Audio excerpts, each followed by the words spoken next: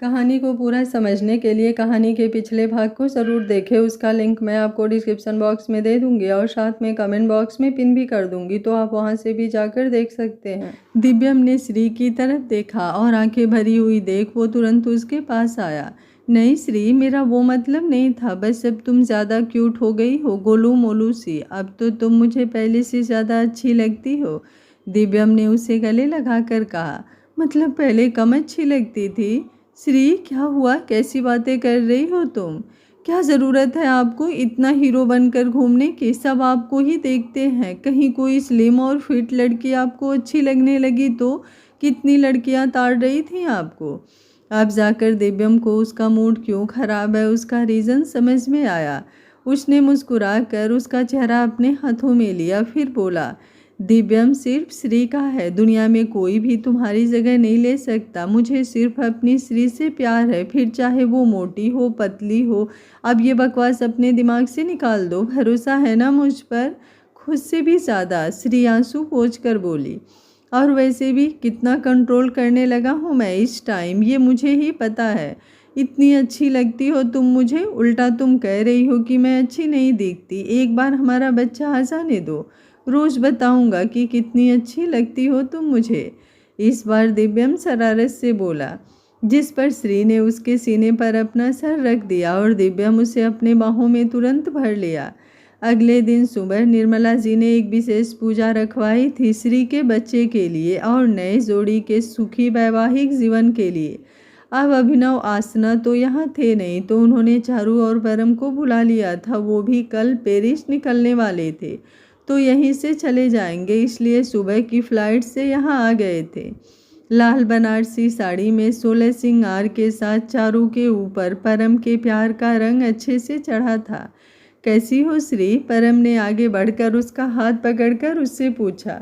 अच्छी हूँ भाई साहब, और आप रख रहे हैं ना मेरी ननद का ध्यान कि नहीं? अब ये तुम इनसे ही पूछो, परम चारू की तरफ देखकर बोला, जिससे वो मुस्कुराकर श्री से बोले, भाभी अब हमारी चिंता आप जाने दीजिए, अपना ध्यान रखिए अब आप। और आपका वो प्यारा देवर कहाँ है आजकल? तब श्री उसे साइड में ले जाकर बोली, दरअसल उसकी नाक में दम कर रखा है नीलू ने। तुम्हारी और अभिनव की शादी के बाद से वो शादी के लिए मान जाए, इसलिए उसी कोशिश में लगा है बेचारा। आखिर घर पर भी सबको बताना है ना? श्री हंसते हुए बोली। वैसे भाभी, नीलू को देख के मुझे हमेशा लगता था कि वो आपकी दोस्त कैसे बन गई। कहाँ आप बिल्कुल शांत सी, कहाँ वो चलता फिरता तूफान। आदर्श भैया की बैंड बजा देगी, देखना आप। नहीं नहीं, मैं समझाऊंगी उसको, अब ज़्यादा नखरे ना दिखाए मेरा बेचारा प्यारा सा देवर, श्री मुँह बनाते हुए बोली। श्री, आ जाओ पूजा के लिए। निर्मला जी की आवाज़ सुनकर वो दोनों उधर चली गई। पूजा खत्म होते ही पूरा घर फिर से अपनी पुरानी चहल पहल में डूब गया था। नीचे हाल में सब बैठे थे। पूजा शुरू होने से पहले आदर्श और नीलू भी आ गए थे। जहां आदर्श अपनी आदत के मुताबिक हर किसी की टांग खींचने में लगा हुआ था और नीलू उसे मारने के लिए उसके पीछे दौड़ा रही थी, श्री वहीं सोफे के कोने पर बैठी सबको देख मुस्कुरा रही थी।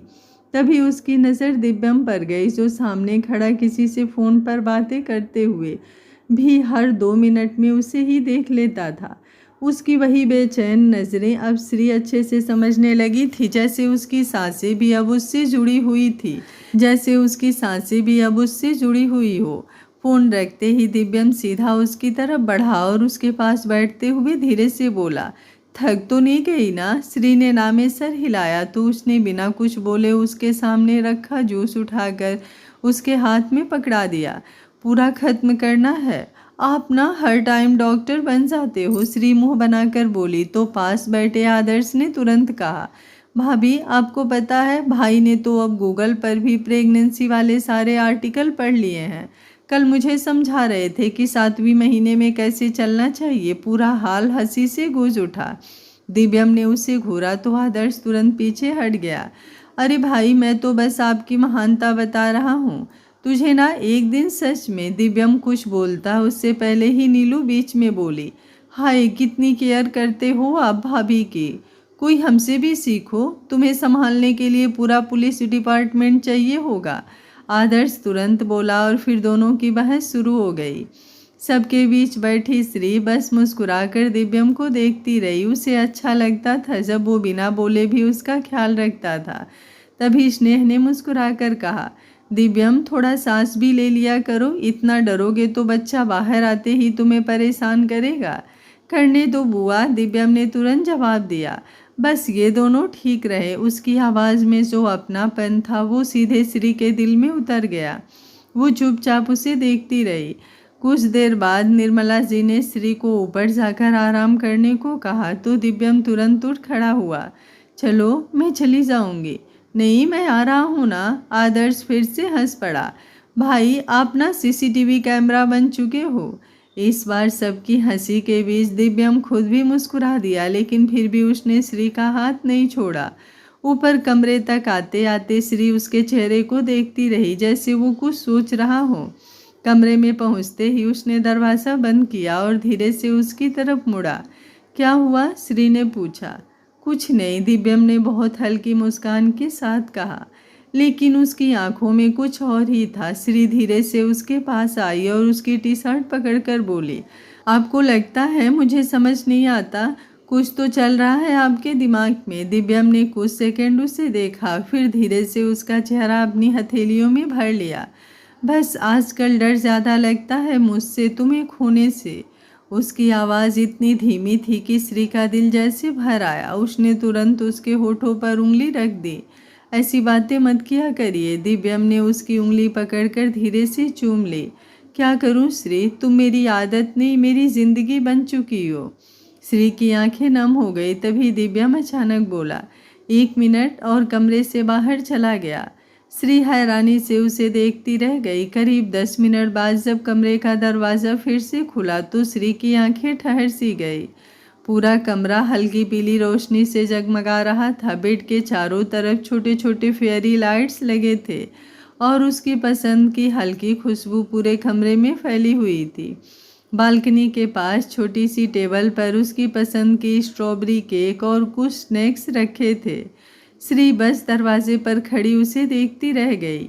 यह सब मेरी बीबी पिछले कुछ दिनों से खुद को इग्नोर महसूस कर रही थी। दिव्यम धीरे धीरे उसकी तरफ बढ़ते हुए बोला, तो सोचा उसे याद दिला दूं कि वो आज भी मेरे लिए दुनिया की सबसे खूबसूरत लड़की है। श्री की आंखें भर आई। आपको कैसे पता? तुम्हारी आंखें बता देती है। दिव्यम उसके बिल्कुल करीब आ गया। जब तुम खुद को आईने में देखकर उदास होती हो ना, मुझे बिल्कुल अच्छा नहीं लगता। श्री कुछ बोल ही नहीं पाई। उसने धीरे से उसे अपनी बाहों में खींच लिया। सुनो, उसकी भारी आवाज़ उसके कानों के पास गूंजी। भले ही मैं तुम्हारे करीब आकर खुद पर कंट्रोल नहीं कर पाता, लेकिन इसका मतलब ये नहीं कि मैं तुमसे प्यार कम करता हूँ। उल्टा हर दिन तुमसे और ज़्यादा प्यार हो जाता है। श्री ने धीरे से उसकी शर्ट पकड़ ली। दिव्यम ने उसके माथे को चूमते हुए कहा, पहले तुम सिर्फ मेरी पत्नी थी, अब तुम मेरे बच्चे की होने वाली माँ हो। पता है ये एहसास मुझे कितना बदल रहा है। उसकी आंखें भीग चुकी थी। जब तुम रात को सोती हो ना, मैं घंटों तुम्हें देखता रहता हूँ। सोचता हूँ इतनी छोटी सी लड़की ने कैसे मेरी पूरी ज़िंदगी अपने हाथों में ले ली। श्री उसके सीने से लग गई। दिव्यम उसके बालों में चेहरा छुपाकर बोला, तुम्हारे बिना मैं कुछ भी नहीं हूँ श्री। ऑफिस में होता हूँ तब भी दिमाग घर पर अटका रहता है। खाना खाते वक्त लगता है तुमने खाया या नहीं। रात को डर लगता है तुम्हें नींद आई या नहीं। और जब तुम उदास होकर खुद को मोटी बोलती हो ना, उसने थोड़ा पीछे हटकर उसकी आंखों में देखा तो दिल करता है आईना तोड़ दूं। श्री हंसते हुए रो पड़ी। इतना प्यार मत किया करो, कम पड़ रहा है क्या? दिव्यम शरारत से बोला। श्री ने धीरे से ना में सर हिलाया। दिव्यम उसे लेकर बालकनी के पास सोफे पर बैठ गया और उसे अपनी गोद में टिकाकर बोला, याद है शादी के बाद तुम कहती थी कि मैं बहुत कम बोलता हूँ। अब समझ आया क्यों? क्योंकि सारी बातें सिर्फ तुम्हारे लिए बचा कर रखी थी। श्री मुस्कुरा उठी। रात की ठंडी हवा उनके बीच बह रही थी। दिव्यम ने उसके पेट पर बहुत प्यार से हाथ रखा और फुसफुसाया, जानते हो मेरे छोटे से बेबी, आपकी मम्मा दुनिया की सबसे ज़्यादा परेशान करने वाली लड़की हैं। दिव्यम, श्री ने तुरंत उसे मारा तो वो हंस पड़ा, लेकिन सबसे प्यारी भी। फिर उसने धीरे से उसके पेट को चूम लिया। श्री का दिल जैसे पिघल गया। श्री उसके बालों में उंगलियां फेरते हुए बोली, आप इतना ख्याल क्यों रखते हैं मेरा? दिव्यम ने उसकी तरफ देखा, जैसे जवाब बहुत आसान हो, क्योंकि तुम मेरी हो। उसकी आवाज़ में ऐसा अधिकार था कि श्री की सांसें अटक गई। और अपनी चीज़ों का ख्याल इंसान जान से ज़्यादा रखता है। श्री बस उसे देखती रह गई। दिव्यम ने उसके गाल को सहलाया तो श्री उसकी तरफ झुकी और उसके कंधे पर सिर रख दिया। आई लव यू, इस बार श्री मुस्कुराते हुए बोली। दिव्यम की आंखें जैसे चमक उठी। उसने धीरे से उसके माथे, आंखों और गालों को चूमा। हर स्पर्श में इतनी सावधानी थी जैसे वो उसे टूटने से बचा रहा हो। मैं वादा करता हूँ, उसने उसके कानों के पास फुसफुसा कर कहा, तुम्हारी जिंदगी का कोई भी डर अब तुम्हारे पास आने नहीं दूंगा। तुम बस ऐसे ही मेरी बाहों में रहना। श्री ने आंखें बंद कर ली। उसे सच में लगता था कि दुनिया की सारी परेशानियां इस आदमी की बाहों में आकर खत्म हो जाती हैं। कुछ देर बाद दिव्यम ने केक काटकर उसे खिलाया, लेकिन खुद खाने से पहले फिर वही सवाल, ज़्यादा मीठा तो नहीं? श्री हंस पड़ी, आप ना पक्का पापा बन चुके हो। और तुम? मैं दुनिया की सबसे खूबसूरत मम्मा। श्री शर्मा कर उसके सीने में छिप गई। रात काफ़ी हो चुकी थी, लेकिन उस रात दोनों को नींद नहीं आ रही थी। वो बस एक दूसरे के साथ बैठे बातें करते रहे, अपने बच्चे के बारे में, आने वाले दिनों के बारे में, अपने डर, अपनी खुशियों के बारे में। और हर बात के बीच दिव्यम बार बार उसे चूम लेता, जैसे हर पल उसे यकीन दिलाना चाहता हो कि उसका प्यार कभी कम नहीं होगा। उस रात श्री को पहली बार एहसास हुआ कि माँ बनने से पहले एक और रिश्ता जन्म लेता है, पति और पत्नी के बीच का वो रिश्ता जो पहले से कहीं ज़्यादा गहरा, ज़्यादा सच्चा और ज़्यादा मोहब्बत भरा हो जाता है। सुबह का वक्त था। खिड़की के पर्दों से आती हल्की धूप पूरे कमरे में फैल रही थी। रात भर बातें करते करते कब दोनों की आंख लग गई थी, शायद किसी को पता ही नहीं चला। दिव्यम अभी भी आधी नींद में था। उसका एक हाथ श्री की कमर पर रखा हुआ था, जैसे सोते हुए भी उसे खुद से दूर नहीं होने देना चाहता हो। तभी अचानक उसकी नींद श्री की धीमी सी कराह से टूटी। पहले तो उसे लगा शायद वो सपना देख रही है, लेकिन अगले ही पल उसने महसूस किया कि श्री का शरीर हल्का सा कांप रहा था। उसने तुरंत आंखें खोली। श्री, उसकी भारी नींद भरी आवाज़ घबराहट में बदल गई। श्री ने धीरे से अपना पेट पकड़ रखा था और उसका चेहरा दर्द से सिकुड़ चुका था। दिव्यम, उसकी आवाज़ कांप रही थी, पेट में बहुत दर्द हो रहा है। बस इतना सुनना था कि दिव्यम की नींद पूरी तरह से उड़ गई। वो तुरंत उठकर बैठ गया। क्या, कैसे, दर्द कब से? उसके हाथ घबराहट में श्री के चेहरे, माथे, पेट सब जगह जाने लगे, जैसे समझ ही नहीं पा रहा हो क्या करे। श्री ने आंखें बंद कर ली। पता नहीं, अचानक दिव्यम का दिल इतनी जोर से धड़क रहा था कि उसे खुद अपनी सांसें भारी लगने लगी। नो नो नो, एक मिनट। उसने तुरंत श्री को संभाल कर बैठाया। श्री, मेरी तरफ देखो, ज़्यादा दर्द हो रहा है क्या? सांस लेने में दिक्कत? श्री ने बस उसकी बाह कसकर पकड़ ली। उसके चेहरे पर दर्द साफ दिख रहा था। दिव्यम के हाथ ठंडे पड़ चुके थे। उसने तुरंत फ़ोन उठाया और डॉक्टर को कॉल किया, लेकिन शायद इतनी सुबह कॉल रिसीव नहीं हुई। सिट, वो बुरी तरह घबरा गया। अगले ही पल उसने जल्दी से श्री को उठाने की कोशिश की। हम अभी हॉस्पिटल जा रहे हैं। दिव्यम, नहीं, कुछ नहीं होगा, कुछ भी नहीं होगा। वो खुद कांप रहा था, लेकिन फिर भी श्री को संभालने की कोशिश कर रहा था। नीचे आते आते उसकी आवाज़ सुनकर पूरा घर जाग चुका था।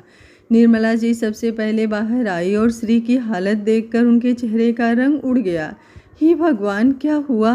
आदर्श, गाड़ी निकालो जल्दी। दिव्यम लगभग चिल्ला पड़ा। आदर्श और अनंत भी भागते हुए नीचे आए। नीलू तो श्री को देखकर रोने जैसी हो गई। पीहू भी, भाभी। लेकिन दिव्यम इस वक्त किसी की बात सुनने की हालत में नहीं था। उसने श्री को अपनी बाहों में उठाया और सीधे बाहर की तरफ बढ़ गया। दिव्यम की आंखों में साफ डर दिखाई दे रहा था। ऐसा डर शायद पहली बार पूरे परिवार ने उसके चेहरे पर देखा था। पूरे रास्ते वो श्री के माथे को सहलाता रहा और आदर्श से बोलता रहा, आदर्श, गाड़ी तेज चलाओ। आदर्श गाड़ी चलाते हुए पीछे मुड़कर श्री और दिव्यम को देख लेता। उसकी आंखें आंसुओं से भरी हुई थी कि भगवान मेरे भाई और भाभी के साथ कुछ गलत मत करना, कुछ भी नहीं। बहुत मुश्किल से मेरे दिव्यम भैया के जीवन में खुशियाँ आई हैं, उनकी खुशियों को मत छीना महादेव, मत छीनना। मेरी तरफ देखो श्री, आंखें बंद मत करना श्री, बस थोड़ी देर। दिव्यम की आवाज़ टूट रही थी।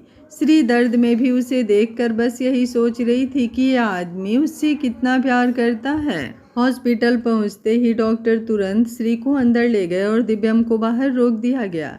मैं साथ जाऊंगा, उसने डॉक्टर का हाथ पकड़ लिया। मिस्टर दिव्यम प्लीज़ हमें काम करने दीजिए अपना। दरवाज़ा बंद होते ही जैसे दिव्यम के पैरों से जान निकल गई, वो वहीं बाहर दीवार के सहारे खड़ा रह गया। कुछ मिनटों बाद पूरा परिवार भी पहुंच गया। निर्मला जी की आंखों में डर साफ था। कैसी है श्री? दिव्यम ने बस नामे सिर हिला दिया। उसकी हालत ऐसी थी जैसे अगर किसी ने अभी उसे संभाला नहीं तो वो खुद टूट जाएगा। आदर्श पहली बार बिल्कुल चुप था। नीलू लगातार रो रही थी। कुछ नहीं होगा श्री को, वो खुद को समझा रही थी और बाकी सबको भी। करीब आधे घंटे बाद डॉक्टर बाहर आए। मिस्टर दिव्यम, वो लगभग भागता हुआ उनके पास पहुंचा। डॉक्टर श्री ठीक तो है ना, और मेरा बच्चा? डॉक्टर ने गंभीर होकर कहा। अभी घबराने वाली बात नहीं है, लेकिन बच्चा थोड़ा वीक है। इन्हें बहुत ज़्यादा स्ट्रेस और थकावट से दूर रखना होगा। कंप्लीट रेस्ट चाहिए। अगर ऐसे में लापरवाही हुई तो आगे प्रॉब्लम हो सकती है। दिव्यम का दिल जैसे बैठ गया। लेकिन अब ठीक तो है ना? उसकी आवाज़ इतनी धीमी थी कि मुश्किल से सुनाई दी। अभी हमने मेडिसिन दे दी है, इन्हें होश आने में थोड़ा टाइम लगेगा। डॉक्टर के जाने के बाद दिव्यम वहीं कुर्सी पर बैठ गया और दोनों हाथों से चेहरा छुपा लिया। निर्मला जी उसके पास आई और उसके सिर पर हाथ रखा। लल्ला, कुछ नहीं होगा। तभी सबने देखा दिव्यम की आंखों से आंसू गिर चुके थे। अगर उसे कुछ हो जाता तो? उसकी आवाज़ टूट गई। मैं नहीं जी पाता बड़ी माँ। निर्मला जी की आंखें भी भर आई। उन्होंने पहली बार अपने उस मजबूत बच्चे को इतना टूटा हुआ देखा था। आदर्श धीरे से उसके पास बैठा। भाई भाभी ठीक हो जाएंगे।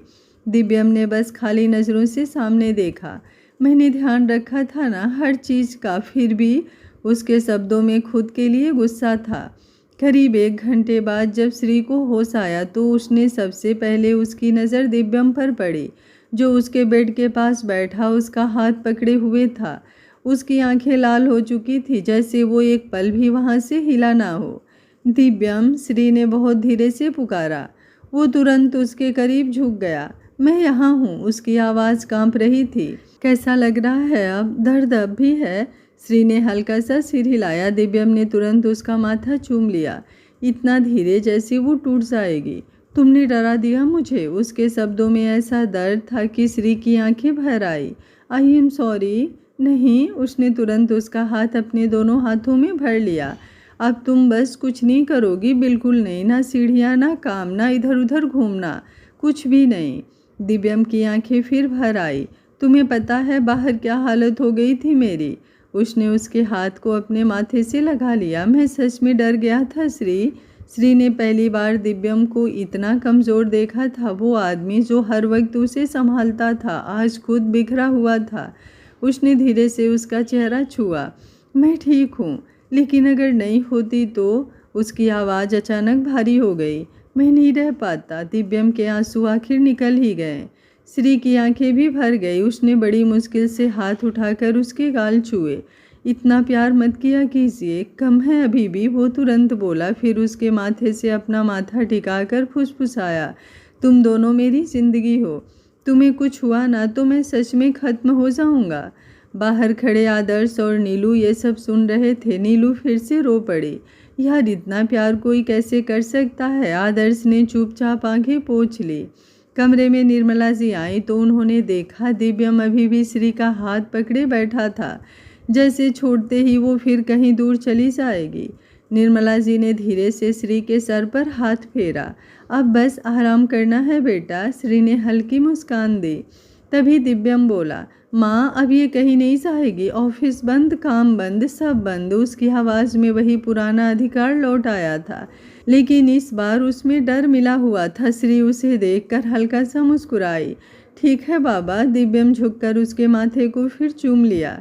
गुड, क्योंकि अब मेरी पूरी दुनिया सिर्फ इस बेड पर है और मैं इसे अपनी आंखों से दूर नहीं होने दूंगा। हर दिन एक नई कहानी गढ़ते समय अपनी रफ्तार से बढ़ रहा था। आज अभिनव, आसना, चारू और परम की शादी को पूरे 3 महीने हो चुके थे। वक्त के साथ हर रिश्ता मजबूत हो रहा था, जिसमें कुछ नए रिश्ते तो कुछ पुराने रिश्ते अपने नए रंग के साथ मिल रहे थे। कैसी हो श्री? दरवाजे पर खड़ी सुंदर सी लड़की, जिसने पिंक कलर की शिफॉन साड़ी को फ्री स्टाइल में पहना था, हाथ में चूड़ी, माथे पर सिंदूर, ये आसना थी। शादी के बाद श्री से उसकी बॉन्डिंग अच्छी हो चुकी थी, तो अक्सर वो उससे मिलने राहड़ावत मेंशन आ जाती थी। अंदर आ जाओ आसना, श्री अपने बड़े से पेट को संभालते हुए बोली। अरे संभाल कर बैठी रहो। आसना ने उसे पकड़कर दोबारा बेड पर बिठा दिया और खुद पास में ही बैठ गई। अब दिक्कत होने लगी है ना? आसना ने सवाल किया। बस आजकल दिक्कत ज़्यादा हो जाती है, श्री मुस्कुराते हुए बोली। जानती हो, माँ ने नीलू और आदर्श के रिश्ते के लिए हाँ बोल दिया है। क्या? श्री खुशी से बोली। ये कब हुआ और मुझे कोई क्यों नहीं कुछ बताता आजकल? अरे नाराज ना हो, माँ तो तुम्हें ही बताने आने वाली थी, वो ना आ पाई तो इसलिए उन्होंने मुझे भेज दिया। पहले तो श्री ने मुंह बनाया, फिर खुशी से एकदम झटके से खड़ी होकर एक चक्कर घूम गई। जब तक आसना मना करती, एक दर्द की लहर श्री के मुस्कान भरे चेहरे पर सिकन दे गई। वो चीख पड़ी। उसकी चीख सुनकर वहीं हाल में बैठा हुआ दिव्यम दौड़कर रूम की तरफ भागा। श्री का मुंह लाल हो गया था। दर्द से तड़पती हुई वो ज़मीन पर बैठ चुकी थी।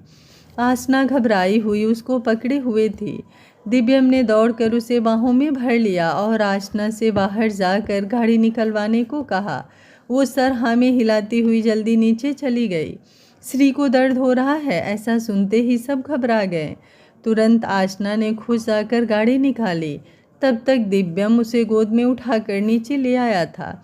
परंपरा ने तुरंत कार का गेट खोला। वो उसे लेकर उसमें बैठ गया।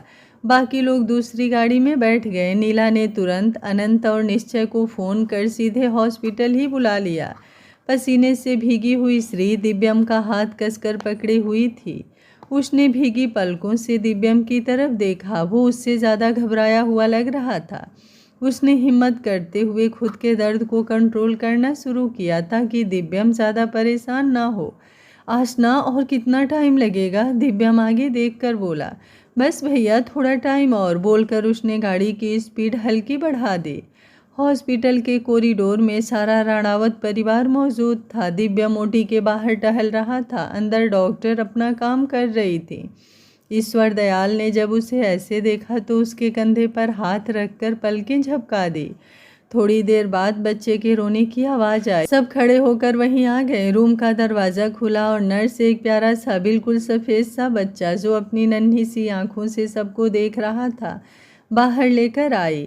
बधाई हो मिस्टर राणावत, बेटा हुआ है। उसके इतना बोलते ही दिव्यम की आंख से एक आंसू निकलकर उसके गाल पर आ गया। उसने पलटकर ईश्वर दयाल की तरफ देखा। उन्होंने हाथ में लेने का इशारा किया।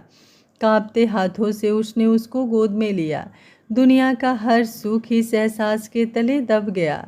नम आँखों से दिव्यम मुस्कुरा उठा। ये श्री का दिया हुआ सबसे अनमोल तोहफा उसके लिए था। वो धीमे से बोला, थैंक यू श्री। उसने पलटकर सबको दिखाया। बस इसी बात की देर थी। सब उसको गोद में लेने के लिए टूट पड़े। आखिर दिव्यम उनकी ये तू मैं देख चिल्ला उठा, चुप रहिए सब लोग, वरना किसी को नहीं दूंगा। ये गलत है लल्ला, निर्मला जी बोली। पहले तो आप ये लल्ला कहना बंद कीजिए, वरना आपको तो बिल्कुल नहीं दूंगा बड़ी माँ। अरे ऐसे कैसे नहीं देगा तू? मेरा लल्ला है और ये मेरा कान्हा, मैं तो लेके रहूँगी। और इतना बोलकर उन्होंने तुरंत उसे अपनी गोद में ले लिया और उसकी बलैयाँ ले ली। दिव्यम ने पहले मुंह बनाया, फिर सर हिलाकर अपने पूरे परिवार को देखा और अंदर श्री के पास चला गया। सामने लेटी हुई श्री अपनी थकी हुई आंखों से दिव्यम को देखा और पास बुलाया। उसने तुरंत जाकर श्री के माथे पर अपने होठ रख दिए। वो दर्द में भी जी उठी। बेटे से मिले हमारे? श्री धीरे से बोली। उसने हाँ में सिर हिला दिया और बोला, तुम कैसी हो? मैं ठीक हूँ। और दवाई के असर से उसकी आंखें बोझिल होने लगी। मिस्टर राणावत, अब पेशेंट को आराम करने दीजिए, डॉक्टर ने मुस्कुराकर कहा, जिस पर दिव्यम ने हाँ में सर हिला दिया। 10 दिन बीत चुके थे। आज बच्चे का नामकरण संस्कार था। पूरा शेखावत परिवार नामकरण में शामिल होने और श्री और बच्चे से मिलने आ चुका था। वैसे भाभी, कोई नाम सोचा है आपने? और भाई ने। चारू वहीं बेड पर बच्चे को गोद में लेकर बोली।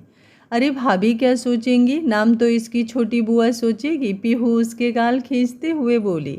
अच्छा, तो क्या नाम सोचा है बुआ ने, हमें भी तो पता चले, परंपरा कमरे में आते हुए बोली।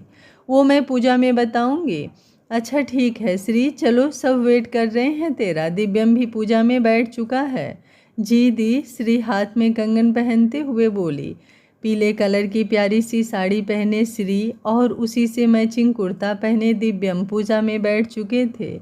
पंडित जी ने पहले कथा फिर नामकरण संस्कार की विधि पूरी की। फिर बोले, बालक के राशि का नाम अ, द और न से शुरू होता है। इससे मिलता जुलता कोई नाम सोचा है तो चावल की थाली में लिख दीजिए।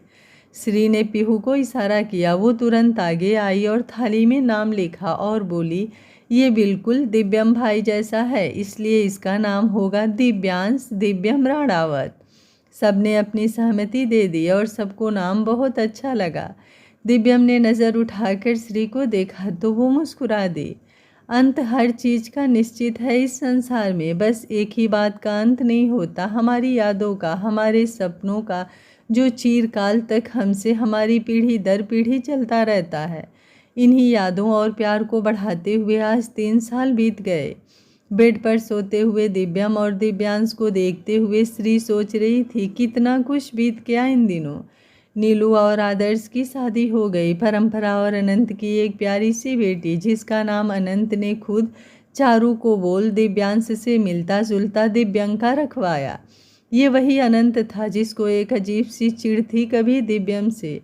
पर गलतफहमी कितनी ही बड़ी क्यों ना हो, प्यार और विश्वास के आगे कम ही है।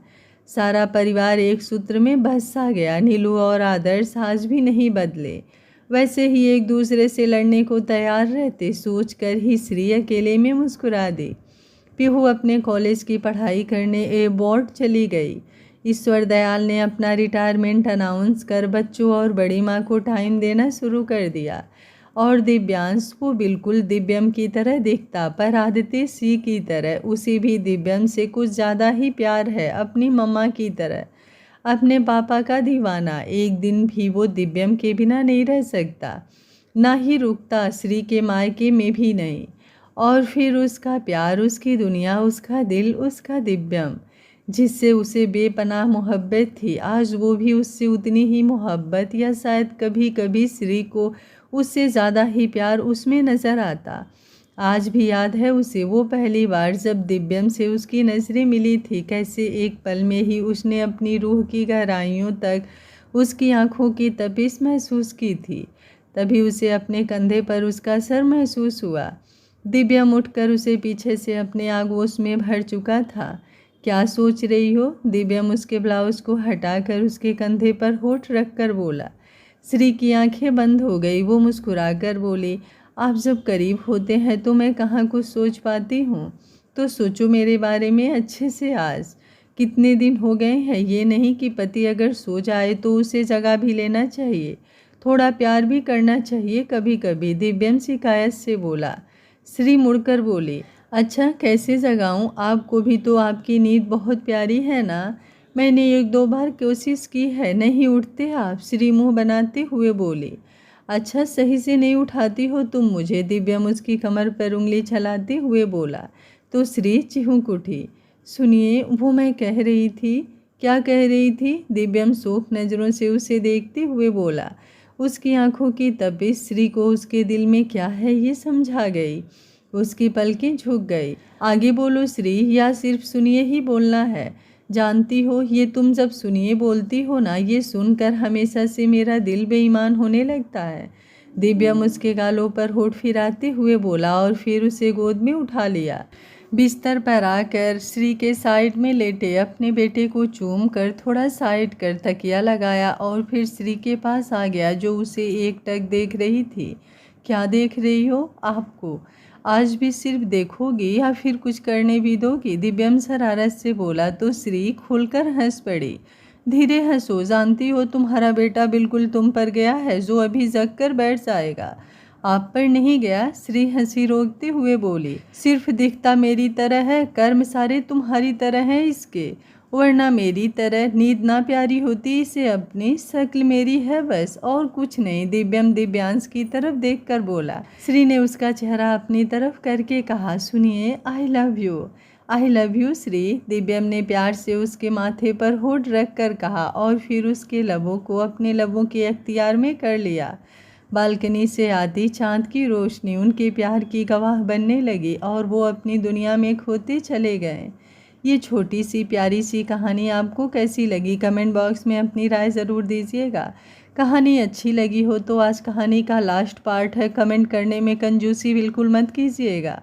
मिलते हैं किसी और प्यारी सी कहानी के साथ, तब तक स्वस्थ रहिए, मस्त रहिए, अपना ख्याल रखते रहिए।